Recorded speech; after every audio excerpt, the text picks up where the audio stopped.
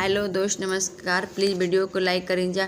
बाजत आवेला सात रंग के बाजावा हो, लगले कवन पाप के द्वारा ए लाला। लगले कवन चाचा के द्वारा ए लाला। कब हम देखब सरवा बाग बगीचा हो, कब हम देखब ससुराल ए लाला। कब हम देखब ससुराल ए लाला। कब हम देखब सुहावा कवन सुहावा, जो मोरा हृदय जुड़ा ए लाला। दोपहरिया में देखब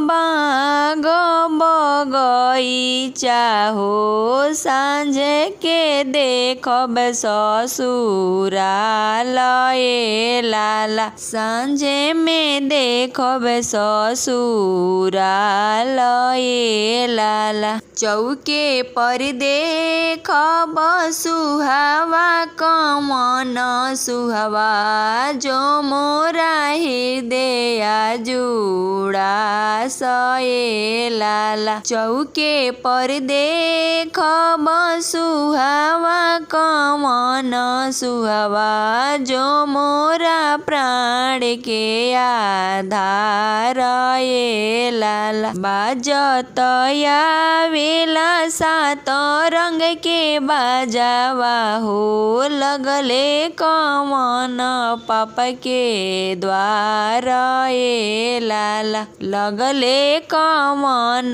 भैया के द्वारा ए लाला।